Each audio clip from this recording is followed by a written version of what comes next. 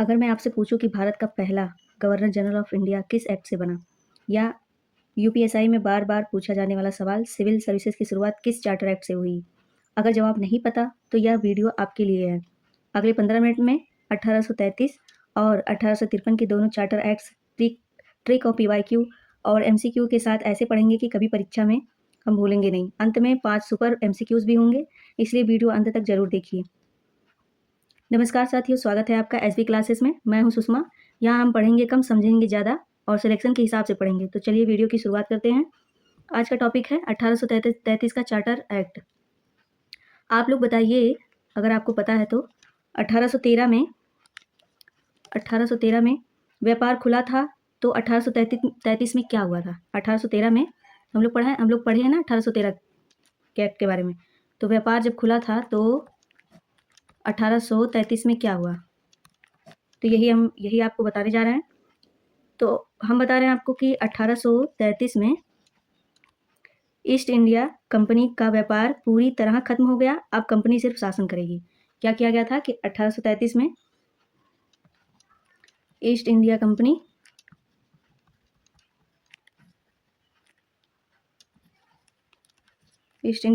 Company का व्यापार पूरी तरह खत्म हो गया। अब सिर्फ कंपनी क्या करेगी? शासन करेगी। अब कंपनी सिर्फ क्या करेगी? शासन करेगी। कंपनी सिर्फ शासन करेगी।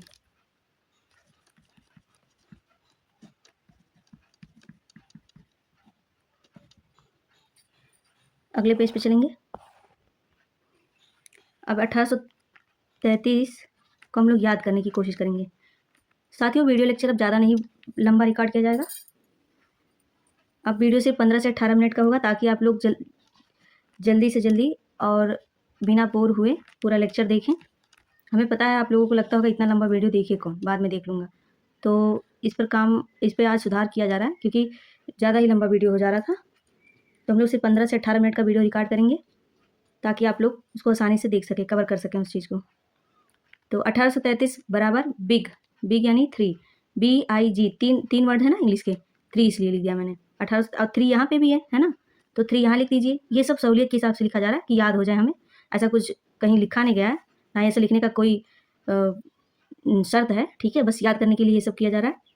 1833 बराबर बिग 3 है ना। अब पहले बी का मतलब लिखते हैं। पहले बी का मतलब बंगाल से इंडिया, और आई का मतलब इंडिया का गवर्नर जनरल है ना।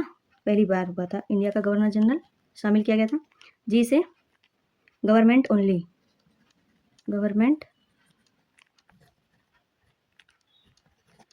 आप लोग घबराइए मत, इसका कॉन्सेप्ट भी बताया जा रहा है। सिर्फ ट्रिक ही नहीं, ट्रिक से याद नहीं होने वाला है एकदम, जब तक कॉन्सेप्ट नहीं आप लोग जानेंगे इसका बैकग्राउंड। तो हम लोग कॉन्सेप्ट अब जान लेते हैं, ताकि एकदम दिमाग में ये सारी चीज़ें बैठ जाएं। अगले पेज पे चलेंगे। चलिए इसके कॉन्सेप्ट के बारे में जान लेते हैं। जब कॉन्सेप्ट की क्लैरिटी होगी ना, तो अपने आप चीज़ें याद हो जाएंगी। मैं बोलते चले जा रही हूँ, आप लोग सुनिए, ठीक है। जहाँ मुझे लगेगा ये मेन है वो लिख दूंगी। देखिए, 1833 का जो चार्टर अधिनियम था, यह अधिनियम ब्रिटिश भारत में केंद्रीकरण की दिशा में एक अंतिम कदम था। किसके दिशा में? केंद्रीकरण की दिशा में। केंद्रीकरण की दिशा में एक अंतिम कदम था, क्योंकि प्रशासन के नए मॉडल के तहत इसके पुनर्गठन ने इसे अखिल भारतीय स्वरूप प्रदान कर दिया था। केंद्रीकरण की दिशा में अंतिम कदम था, है ना, अंतिम कदम, इसलिए अखिल भारतीय स्वरूप इसे मिल गया। यही कारण था इसका, ठीक है, कि प्रशासन के नए मॉडल में जब प्रशासन लगाया गया और नया मॉडल अपनाया गया, तो इसे अखिल भारतीय स्वरूप प्रदान हो गया, ठीक है। अब अगला पॉइंट देख लेंगे। अगला पॉइंट, इसने जो है भारत के ब्रिटिश उपनिवेशीकरण को वैध बना दिया। जो भारत का ब्रिटिश उपनिवेशीकरण था, अंग्रेजों ने जो हमें उपनिवेश बनाया था अपना, बना दिया गया था, ब्रिटिश उपनिवेशीकरण को क्या किया था? वैध मतलब वेरीफाइड कर दिया गया था। वैध बना दिया गया था, है ना। क्योंकि ईस्ट इंडिया कंपनी एक व्यापारिक निकाय से एक प्रशासनिक निकाय में परिवर्तित हो गई थी। किससे? एक व्यापारिक निकाय से किसमें? प्रशासनिक निकाय में परिवर्तित हो गई थी। इसके अंतर्गत कंपनी अधिकार वाले क्षेत्रों को ब्रिटिश राजशाही, उनके उत्तराधिकारियों और वारिसों के विश्वास के अधीन रखा गया था। इतना लंबा जानने की जरूरत नहीं है, ठीक है। अब यहाँ पे आप लोगों के लिए 4 पॉइंट्स लिख दे रहे हैं ताकि आप लोग नोट्स कर लें, उनको नोट कर लें और याद कर लें। ज़्यादा उसमें जाने की ज़रूरत नहीं है, इतना नहीं पूछा जाएगा, जो पूछा जाएगा वही बता दे रहे हैं। आप लोग निश्चिंत रहिए। Governor general of Bengal governor general of India बन गया, है ना। बंगाल से गवर्नर जनरल ऑफ इंडिया बन गया। गवर्नर जनरल लिखा गया ऑफ बंगाल से गवर्नर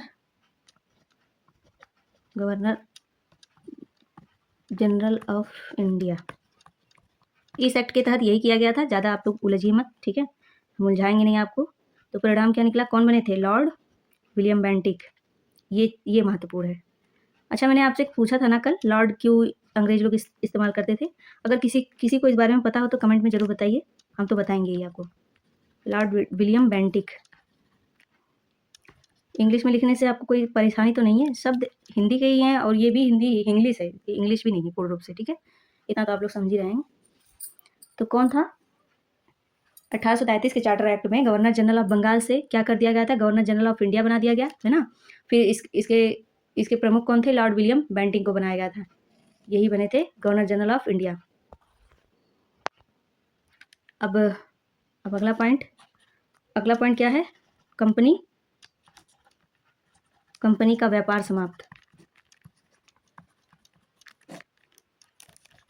कंपनी का व्यापार समाप्त हो गया, है ना। फिर लॉ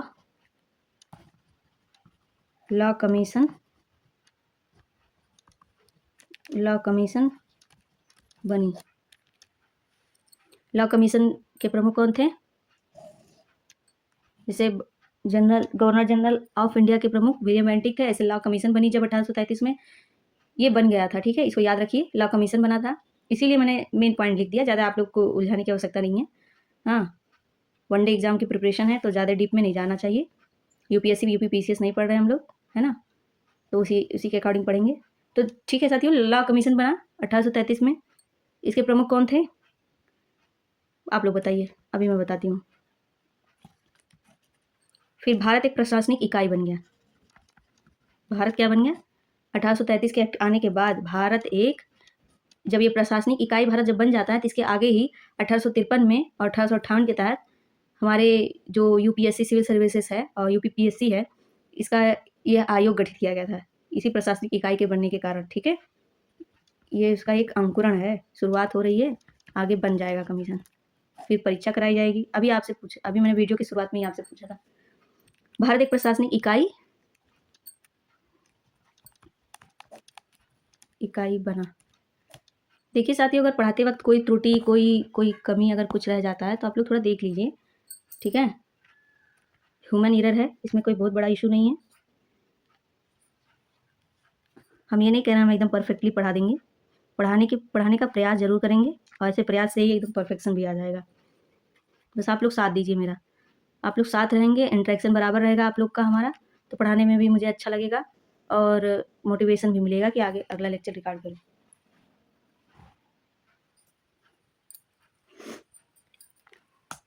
तो लॉ कमीशन बनी। लॉ कमीशन के अध्यक्ष कौन थे बताइए? अध्यक्ष कौन थे? मैकाले। कौन थे? मैकाले कमीशन बनी। अब इसको समराइज कर लेते हैं।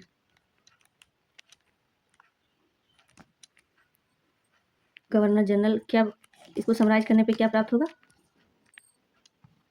गवर्नर जनरल ऑफ इंडिया बना। दूसरा क्या बना? ट्रेड फिनिश हो गया। क्या बन गया था फिनिश होने के बाद? भारत एक प्रशासनिक इकाई बन गया था, है ना। भारत को प्रशासनिक इकाई बन गया था, सिर्फ व्यापार ही नहीं कर रही थी कंपनी, अब पूरी तरह से प्रशासन चला रही थी। उसके बाद लॉ कमीशन बना। एग्जाम में हमारे पूछा जाएगा कि लॉ कमीशन किस एक्ट के तहत आया, तो आप लोग तुरंत बताइएगा 1833। 1833 मतलब बिग मतलब 3, बी से गवर्नर जनरल ऑफ बंगाल से गवर्नर जनरल ऑफ इंडिया, और आई से क्या, आई से भी मैंने आपको बताया, आई से इंडिया का गवर्नर जनरल बना, और जी से गवर्नमेंट ओनली। अब इस पे एक एमसीक्यू लगा लेते हैं। भारत का पहला गवर्नर जनरल ऑफ इंडिया कौन था? हम बोल दे रहे हैं, आप समझ जाइए क्या लिखें, लिखने पे टाइम बहुत ज़्यादा लगता है ना। लाइव रिकॉर्ड किया जाता है, पीडीएफ से नहीं हम पढ़ा रहे हैं, लिख लिख के जो मुझे जितना याद रहता है वही पढ़ाते हैं। भारत का पहला गवर्नर जनरल ऑफ इंडिया, जी गवर्नर जनरल ऑफ इंडिया कौन थे, आप लोग बताइए। अब पार्ट 2 में आते हैं। ये प्रश्न आप लोगों के लिए है, क्योंकि मैंने अभी आपको पढ़ाया, ऊपर सारी चीज़ें समझाई है, तो आप लोग इसका आंसर दीजिए कमेंट बॉक्स में। भारत का पहला गवर्नर जनरल ऑफ इंडिया कौन था? अब अगला पॉइंट, 1853 का चार्टर अधिनियम, हम लोग क्या पढ़ेंगे? 1853 का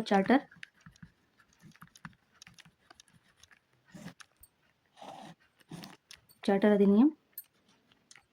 इसमें क्या था? 1853 के चार्टर अधिनियम में, चार्टर अधिनियम 1813 कंपनी का व्यापार एकाधिकार समाप्त हो गया और शिक्षा हेतु 1 लाख वार्षिक व्यय किया गया था, है ना। ये 1813 का बैकग्राउंड है ना। फिर दूसरा पॉइंट क्या था? चार्टर अधिनियम 1833 गवर्नर जनरल ऑफ इंडिया का पद सृजित हुआ, अभी मैंने आपको ऊपर बताया।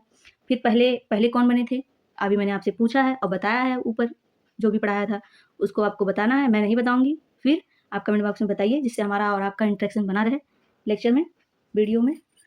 और दास प्रथा समाप्त हुई थी, एक चीज़ और आप लोग जान लीजिए, 1853 में दास प्रथा समाप्त हो गई थी, ठीक है।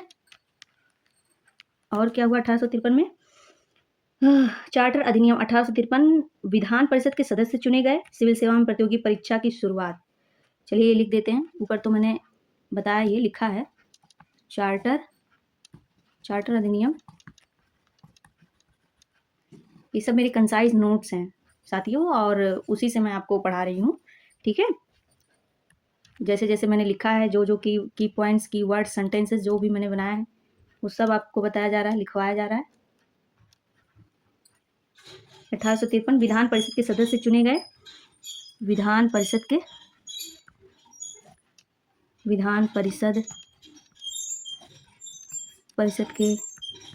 सदस्य चुने गए, और क्या हुआ? सिविल सेवा में प्रतियोगी परीक्षा की शुरुआत हुई थी।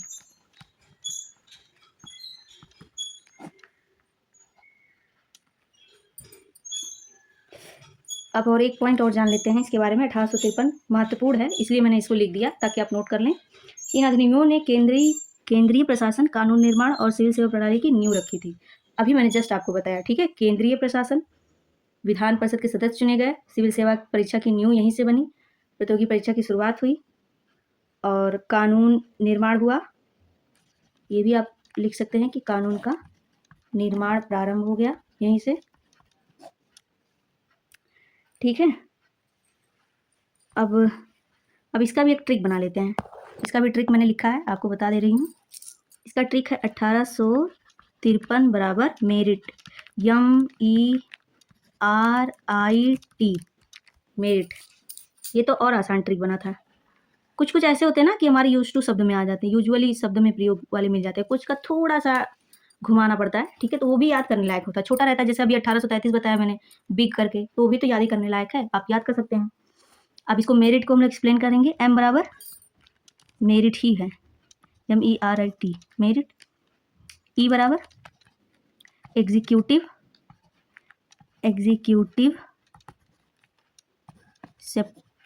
Separate executive separate, executive separate, ठीक है। सेपरेट, एग्जीक्यूटिव सेपरेट क्यों लिखा गया था? क्योंकि इन अधिनियमों ने केंद्रीय प्रशासन की शुरुआत हुई, कानून निर्माण हुआ, है ना।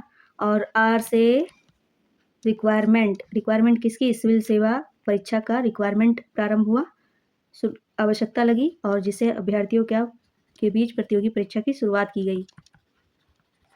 तो आर से रिक्वायरमेंट याद कर लेंगे, आई से आईसीएस की शुरुआत, पहले उसका नाम क्या था? आईसीएस था। टी से टेस्ट, टेस्ट मतलब परीक्षण किया जा रहा था, ठीक है।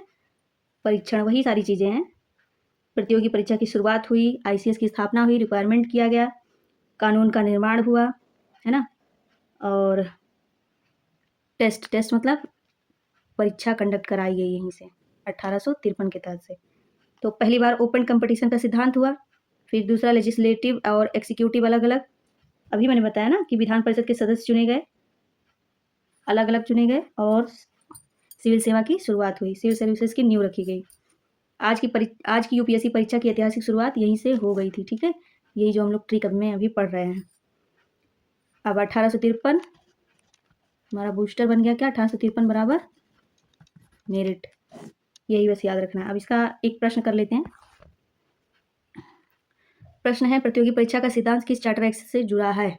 किस चार्टर एक्ट से जुड़ा है? 1813 से कि 1833 से या 1853 से या 1858 से? तो आपका जवाब है 1800, कहाँ से? जल्दी बताइए। 1853 से। क्या है? 1800, कुछ लोग यहीं पे आए होंगे कि हाँ हाँ सही कह रही, नहीं 1853 से। अब वन शॉट में रिवीजन कर लेते हैं, वन शॉट रिवीजन, जितना पढ़ा है उसका रिवीजन। क्या पढ़ा? 1833 बराबर बिग 3, 1853 बराबर MERIT। ये जो दोनों ट्रिक मैंने बनाया है ना, आप लोग अगर लिख कर याद कर लेंगे, एक बार लिख के समझ लेंगे इसके बारे में, तो ज़रूरी नहीं है ये सब हूबहू एक ही सीक्वेंस बना रहा है और रट्टा रहा है। याद रहेंगी ना सारी चीज़ें, जब ये कीवर्ड याद रहेंगे तो आप लोग ऑप्शन एलिमिनेट कर पाएंगे। नहीं भी याद, मतलब ये नहीं करें कि छप ही जाए, तो एलिमिनेशन में आपको बहुत ज़्यादा सहूलियत मिलेगी, ठीक है। अब PYQ पैटर्न इसका देख लेते हैं कि PYQ में किस तरह से सवाल से पूछा जाएगा। पूछा जाएगा कि भारत का पहला गवर्नर जनरल ऑफ इंडिया कौन बने थे? भारत का पहला गवर्नर जनरल ऑफ इंडिया कौन? और लॉ कमीशन कब आया, ये भी बताना है आपको, अभी मैंने बताया था लॉ कमीशन। तीसरा क्वेश्चन, सिविल सेवा, सिविल सर्विसेज, सिविल सर्विसेज की शुरुआत कब हुई, कौन से सन में हुई? बार बार यही सारी चीज़ें बताना, ट्रिक्स बताना, कॉन्सेप्ट समझाना, उसको बोलकर बताना, लिख के समझाना, सिर्फ और सिर्फ एक ही टारगेट है, याद हो जाना। बस मेरा एक ही लक्ष्य है कि आपको याद रहे, जितना भी मिनट आपको दूँ रिलेवेंट दूँ और आपको याद हो जाए। अब अपना स्कोर कमेंट बॉक्स में लिखिएगा कि 5 में से कितने सही हुए। जो भी जितना भी प्रश्न संख्या था मैंने नोट नहीं किया, ध्यान नहीं दिया, तो बताइएगा कितने सही हुए। अगर यह लेक्चर उपयोगी लगा हो तो इसे अपने एक मित्र के साथ ज़रूर आज शेयर करिए, अपने एक फ्रेंड्स के साथ शेयर करिए, ठीक है, जिससे मुझे भी मोटिवेशन मिलता रहे और मैं और सुधार करती रहूँ अपने पढ़ाने की शैली में, अपने कंटेंट को और इनरिच करूँ आपके एग्ज़ाम के सिलेबस के अनुसार, ठीक है। तो एक मित्र को आप ज़रूर शेयर करिएगा। आज का टारगेट यही है आप लोगों का, आपको एक लक्ष्य मैं दे रही हूँ कि एक मित्र के साथ शेयर करिए इस वीडियो लेक्चर को, ठीक है। अब अगले लेक्चर में हम लोग 1858 का एक्ट पढ़ेंगे, जो हमारे UPSI के सिलेबस में PYQ में बहुत बार इससे क्वेश्चन बना है, ठीक है। अगले एक्ट में हम लोग इसको पढ़ेंगे।